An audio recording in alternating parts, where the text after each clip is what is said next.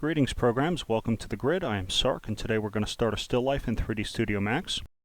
I want to speak for a minute about the importance of scale in 3D work. It's one of the things that can most quickly set off whether or not, if you've got everything else right, if you're trying to create photorealistic work or if you're trying to do something surreal, if the scale's off, it's gonna betray your work. So even if you intend for the scale to be off, if the scale's off where you don't intend for it to be, then it's not going to come off the way you want. So there are some tools in 3D Studio Max for setting the scale, and they can be a little bit confusing because there are a lot of them. We're going to go through them. First, I want to get our image. So I'm looking for an image that we can use as a test bed for various lighting projects and camera projects. So I typed still life painting into Google. That's, I think, what I want to work from. Working from a painting is nice because you get to make up some of your own mind about what was actually there, what the painter saw, and that gives you a little more freedom when you're going back into a more realistic format like 3D. I'd rather work from a painting than from a photograph. I think it's just a little more, more of a creative process. So this is the one I found. It's the one I'm going to use. Here it is. And I think there's enough here for me to get a sense of scale from it. So I'm going to take it and I'm going to drag it into my viewport, probably my perspective viewport. And you can either download it to your desktop and do that, or in this case it seems to be letting me do it right out of the browser window. And you're going to leave all these checked, and you hit OK. Now some things are not right. First of all, our grid is nowhere near where our table is or anything like that. Second, our image is probably distorted. So we need to do some things with our image. I'm going to press the 8 key to bring up the environment and effects menu, right?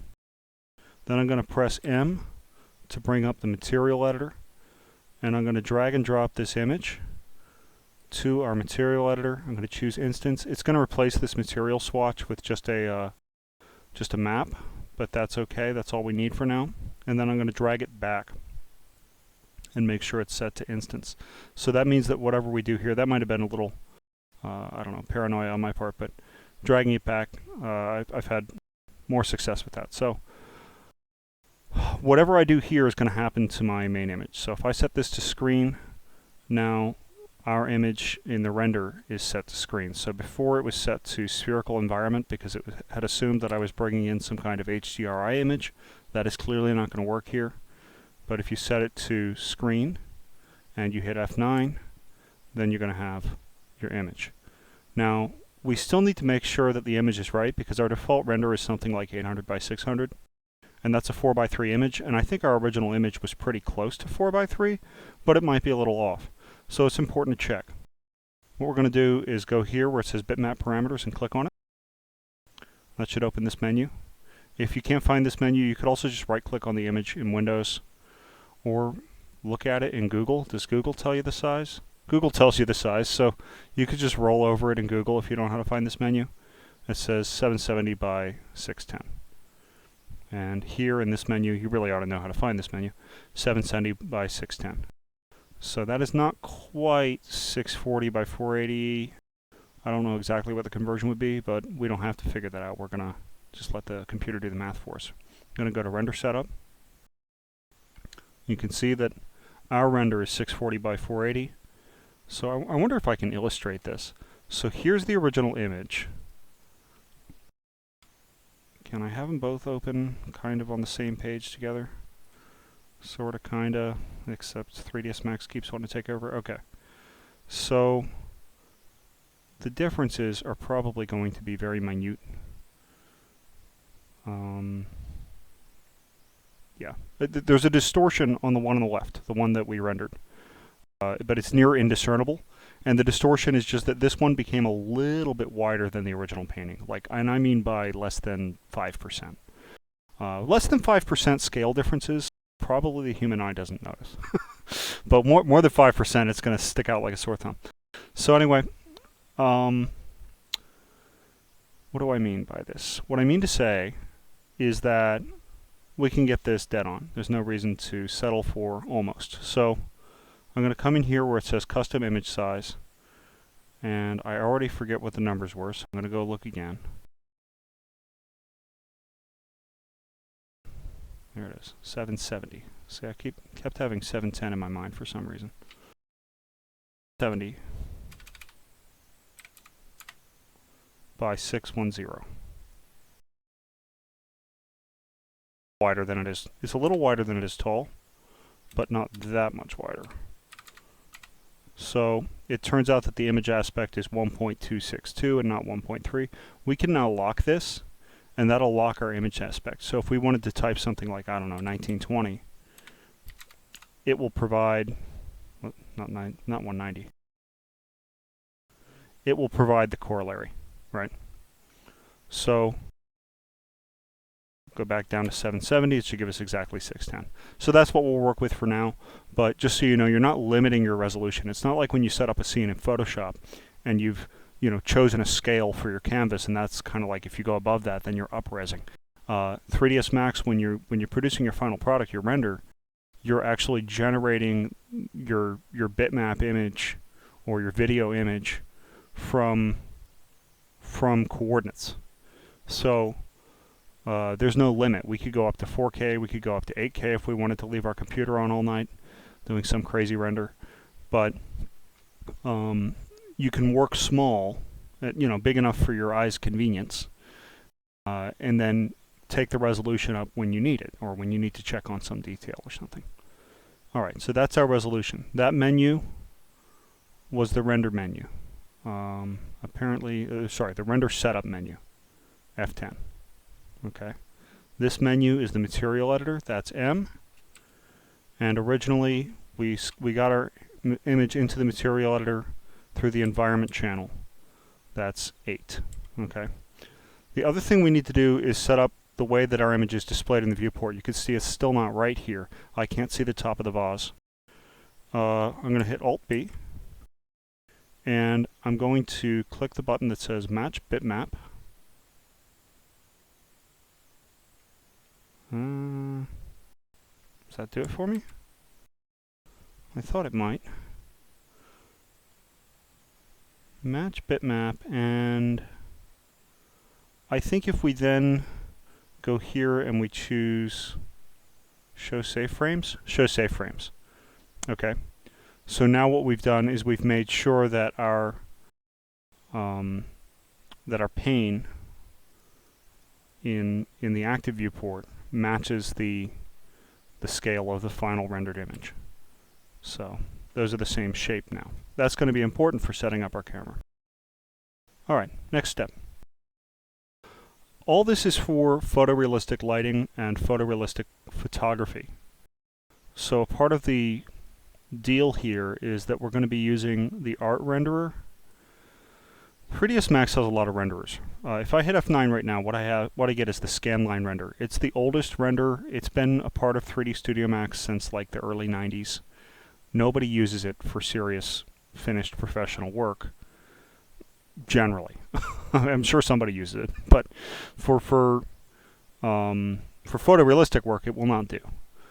There have been a number of renderers built into 3ds Max over the years. Some of them better than others, some of them more fussy and finicky and a lot more effort to use than others. They had one for a while called Mental Ray. It was really, really good, but it was a lot of work to use. It was sort of like a poor man's V-Ray. V-Ray is great and is a dream to use, but it's super expensive. You can get a 30-day trial. I recommend checking it out, but just know that you can't afford it unless you're working professionally. So they've got an Arnold renderer now and an art renderer. And these both sort of replace different features of Mental Ray. There's also a Quicksilver hardware renderer, which is a thing that NVIDIA tried to do for a little while. They were like, yeah, you can use your video card for your 3ds Max renders. And there's not a lot of support or documentation out there for it. I feel, at least. I could be wrong. if you find a renderer that works for you and you start getting familiar with it and using those lights, then go for it. In my experience, the art renderer is going to be the easiest for like a still life kind of scene of this scale. So that's what I'm going to try and use today. And I think for all of these renderers, you're going to want photometric lights and photometric cameras. So when you go into lights, you have choices like standard, photometric, and apparently Arnold. So Arnold has its own custom lights. The photometric lights are pretty much the ones that work with most renderers. So we're going to end up using photometric lights in our scene. All right, enough talking about all that. I will come back to it when it's time to do the lights. The point is, setting up these scales is going to make it so that when we put a light in, we can have it simulate being a light bulb of X candles power, Y lumens at Z distance, and we can have it, have realistic fall-off curves and realistic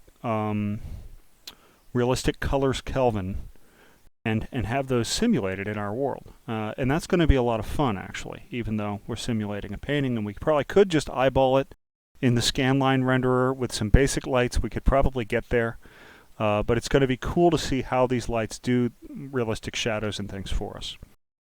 That's the fun of the project. So, into the technical nitty-gritty. First bit, we're going to go up to Customize and choose Units Setup. There's some things I didn't used to understand about unit setup in 3ds Max. I didn't understand that the system units were the important ones that really control the scene, and that the display units were really just to make me feel better while I worked. So the default system units in 3ds Max are inches. I thought for a little bit about whether or not to use inches or feet for this project, but the more I thought about it, I realized that, man, those grapes are big. Like, I don't know if the painter wanted them that big, or he was having fun, or if there was like, those are the fabled grapes of Jericho or something. But as far as I understand, a grape is like 25 millimeters, which is more or less an inch max. If you don't know what freedom units are, an inch is roughly the distance between your forefinger and your thumb that is convenient. So that's your inch. Well, if each of those grapes is an inch, that table can't be more than a foot in depth. So we're going to work with inches. I was thinking about working with feet. I was like, oh, it's probably like a 3-foot table that's like 6 feet long. No, nothing like that. This is a little bench or something. Probably, right, it was done in Holland or something. It's probably somebody's little breakfast culinary space next to their actual table, next to their actual counter. I'm not a foodie, but I'm sure there's a word for this table, right? It's a little serving table or something.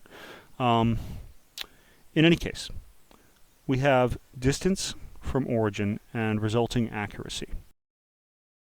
What this does for us is that this is something else I didn't know when I started working in 3D, is that it's not just a question of your processor's power and your RAM and everything else. There's also just a certain distance at which computers are unable to calculate accurately.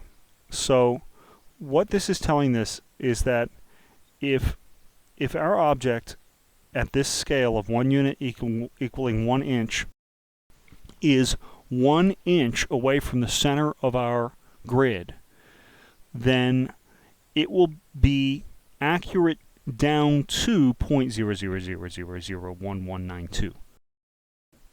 So already, the further you get away from your center, the less accurate. Let's see, 1,000.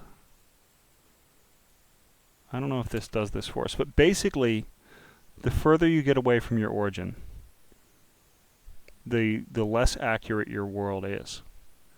So that's something that is important to know. If you've imported an animation from another scene, or you've got to adjust the scale, you've got to reset the X-form, and then parts of your animation are far from the center of the world, they're going to have weird, messed up things happening with them. And this is why.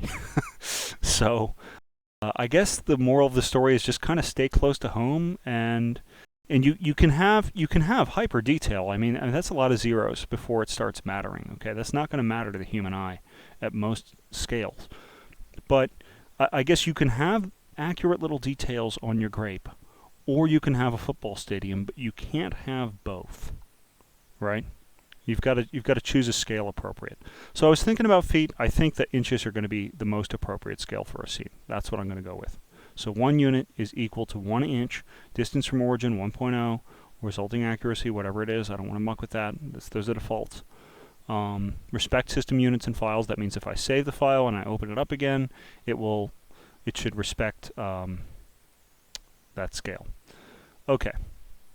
We can work in generic units, where 1 unit is equal to 1 inch already. Yeah, that sounds awful convenient. I don't want to have to deal with like feet and fractional inches and crap. So we can work in generic units. But later on, when we want to decide how many feet away our camera should be from our table, we can always flip it back. So just to give a quick example, if I make a box and I make it 12 units by 12 by 12, I'm going to get to our grid in a minute because that is super... our grid is apparently feet and feet long. I want our grid to be about the size of the table. So anyway, this is 12 inches by 12 inches by 12 inches in our world right now, according to our scale. If we go back to Customize Unit Setup, and we set our scale to feet, suddenly 1 by 1 by 1. So I know 12 inches goes in a foot. Great. I won't have to think in feet. I can think in generic units. I know that 1 generic unit is equal to 1 inch. I know that 12 generic units is equal to a foot. That means I know I want my table to be about 12 inches deep, and I want my table to be maybe 2 inches thick, and you know, who knows how long, 4 feet long, whatever. It goes off the end of the screen. Okay. So next, we've got to set up our grid, because as we just pointed out, this is no bueno. If I use this grid to reference our table, to be our table basically, and I put something about the size of a grape on it, in my mind, well, that grape is now, I guess I should move it this way if that's what I was going to do. That grape is, you know, the size of a soccer ball.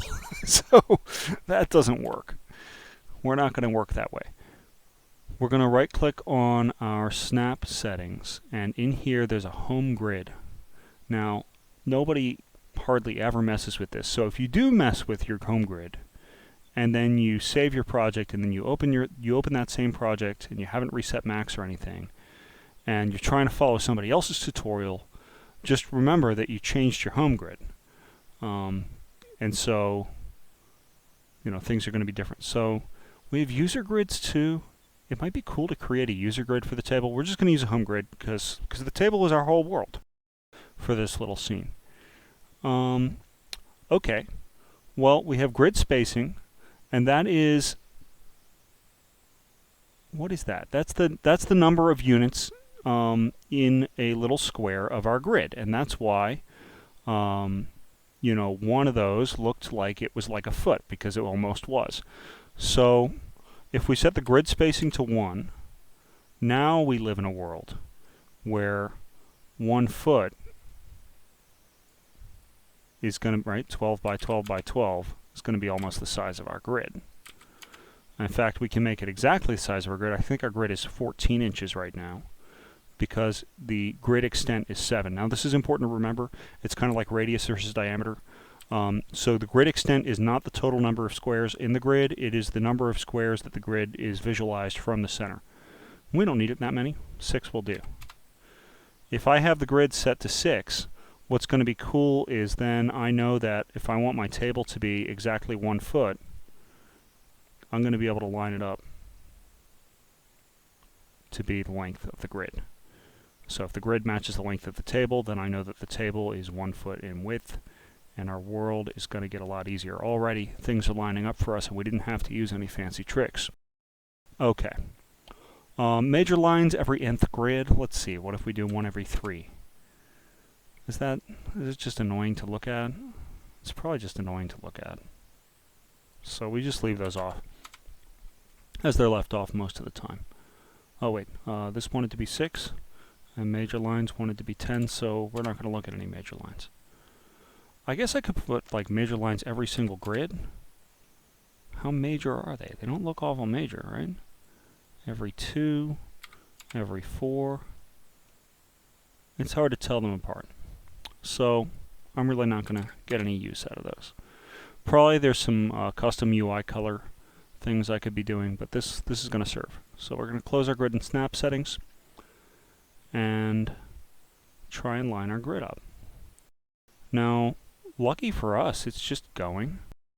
There is a tool in here called Perspective Match.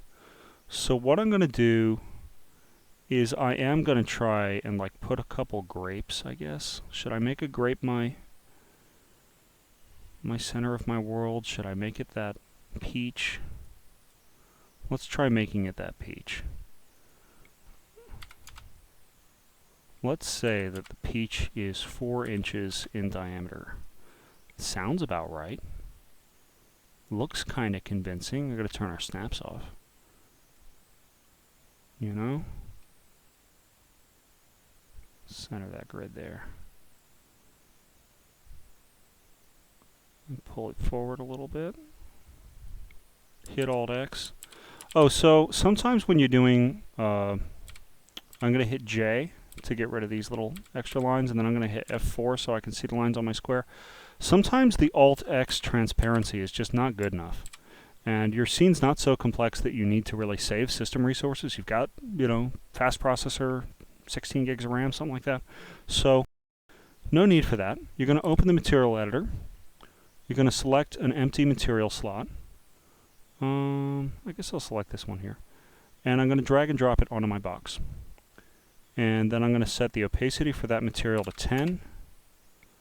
And if it's not showing up correctly, go up here and choose Show Material and Viewport and enable transparency, or even realistic with or without maps. Doesn't really matter. This one doesn't have a map. And now, that's going to be a little easier to work with, right? You could always take it back up to 50 or 20 or whatever you want, but 10's fine for me. We can always hit Alt-W on our viewport, just make it big. Okay. So there's our world a little bit. I think that we need to zoom out a little because our grid's a little big relative to the table. Now I'm looking at it. Looks pretty good. So we're going to figure that that's...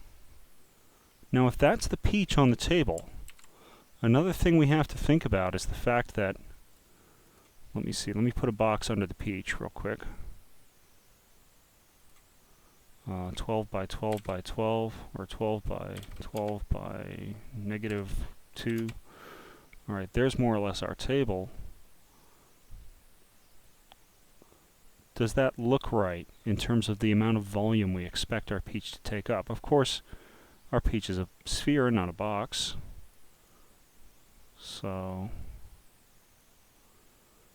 yeah, I guess that's okay. That's okay for that peach on that table. I think it's, well, oh, hold on. It's got to be a little bigger than that, doesn't it?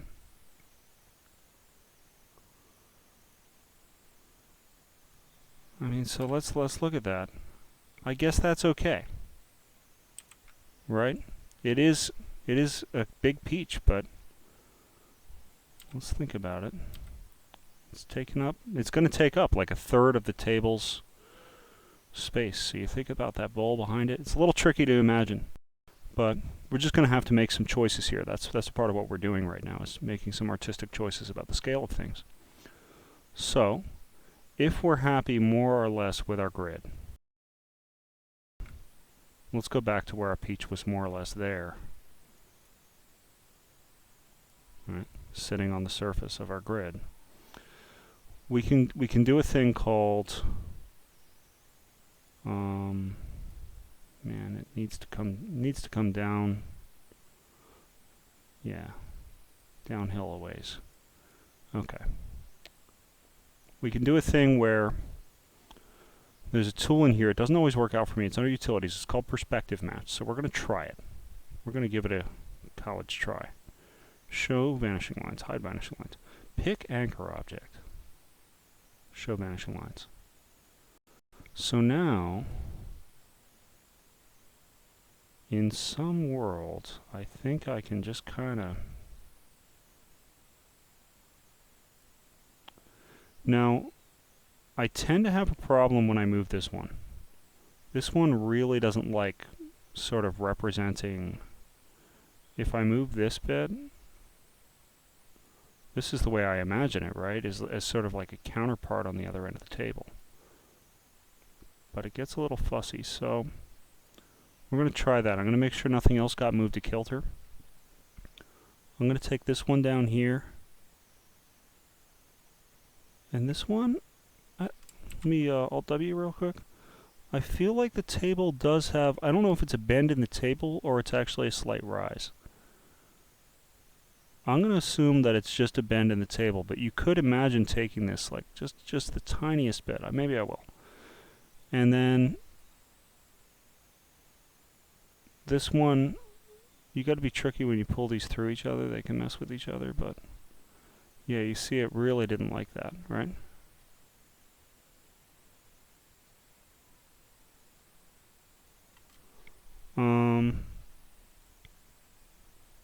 Yeah, it gets awful fussy about that, so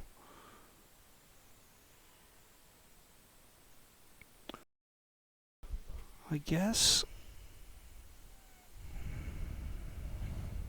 let me play with this a little bit. So I don't want that.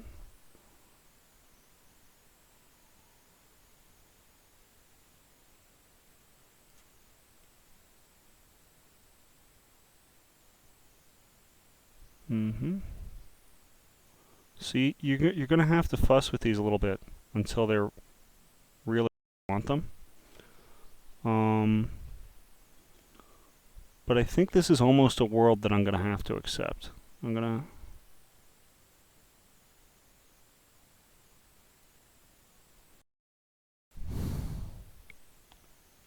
I got to look at this. That kind of works for me. A little bit, right? So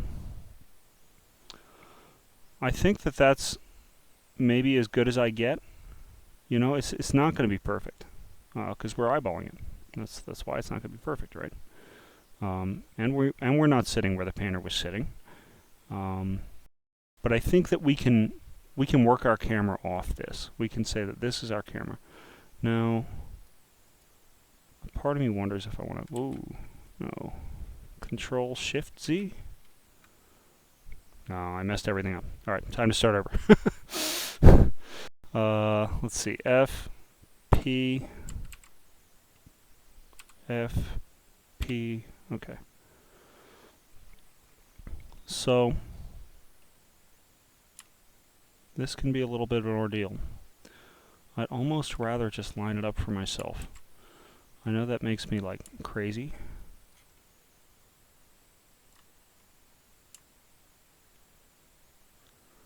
But a part of this is getting the camera's perspective right.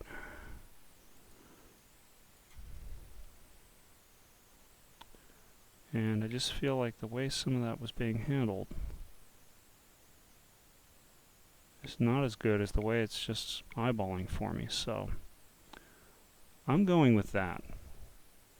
That's going to be my finished piece. You can play with some of those other tools.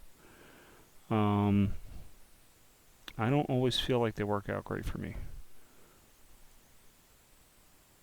You know, like there's me eyeballing it pretty darn good. Pretty darn good. Those are pretty much the adjustments I made a little bit ago. So that's what I'm going to go with. Now I'm going to get my table in there, and I'm going to use that as my main reference object, and then we're going to get a grape. So here's my table. If my table is 1 foot long, darn near, 2 feet in depth, darn near, yeah, we're going to say that's a good.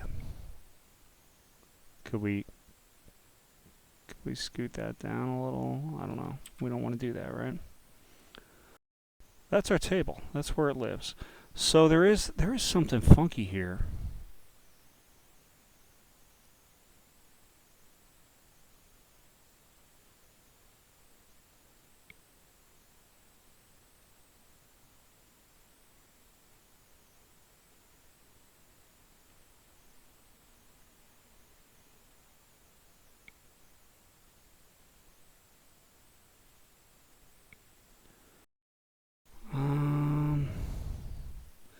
I think it's a field of view issue.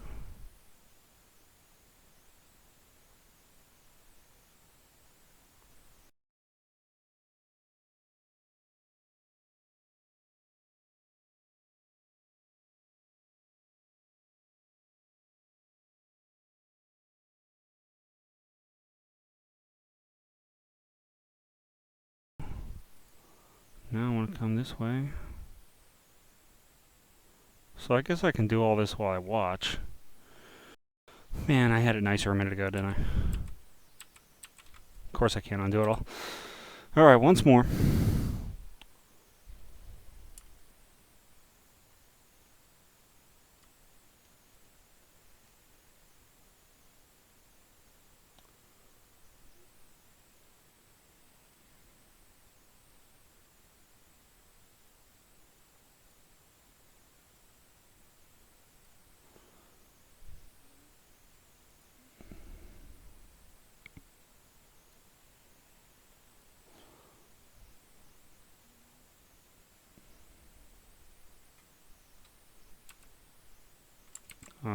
Go down here, press F, press P, go here.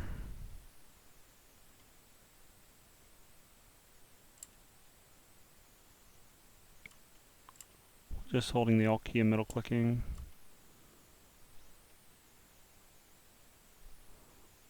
Zooming a little bit. Might just call it a day there. Goodness. So, all this pays off, I promise. I know it's super technical and super boring, but yep, we're gonna call it there. So I'll get my box in. As long as my box looks okay, I'm gonna be very happy.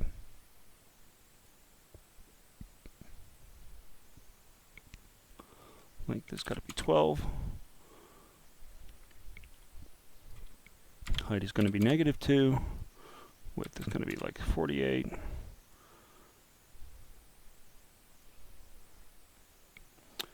And let's just do this. Let's just throw this on our box. All right, and we know it's crooked, so let's just make our box line up. This is going to be easier than anything else. But like, why am I lining up a grid when we can just line up the box with the table? Yar. Sorta.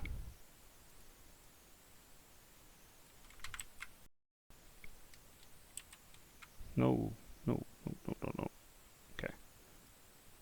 I accidentally got the hand tool there. Okay, so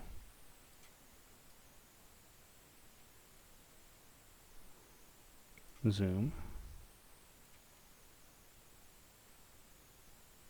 Zoom. Tweak the field of view a little bit.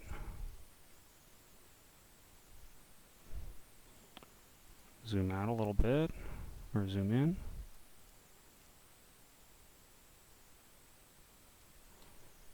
And then there's a thing where it's like this.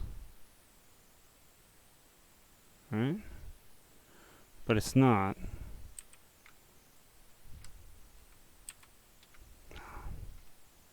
Control Shift C does not like me.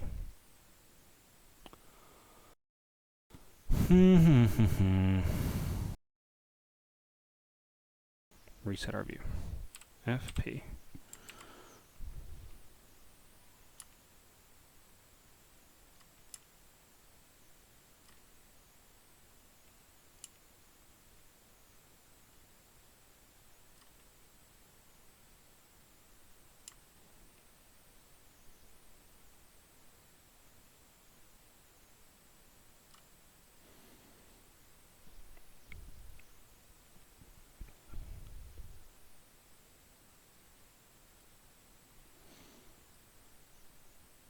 I mean, it's not terrible. I want to fix this. That's what's driving me absolutely nuts. So, these do it for us.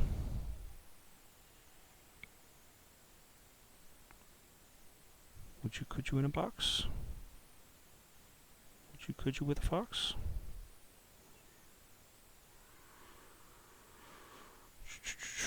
We'll see if this will do.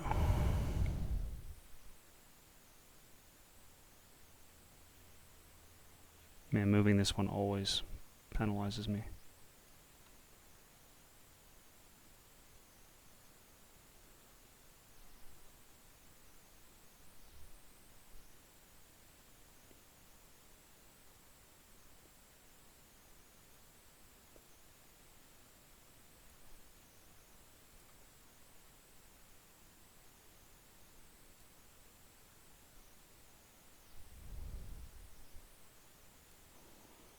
I don't even know what's going on anymore. It doesn't feel like it's doing anything.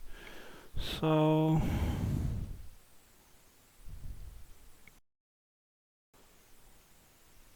that's all I have to show, actually, is just to use these tools to get it into place. So I'm going to keep messing with mine. If you have an image that's got a little more going on in it, it might be easier for you. But that's all I have to show for today. I'm going to get mine into place on my own time. There's no reason to sit around and watch me do that. But that's a start for a scene, and at least once you've got that done, your scale's done, you start putting things on your table, and they're going to look like they belong there, right? My problem right now is I'm angled too far down, and it's actually not awful. It's not as bad as I thought it would be, but I'm angled far enough down that, yeah, that vase is going to be tricky to get in the right spot, because, yep. So we're going to figure that out. Good luck, have fun.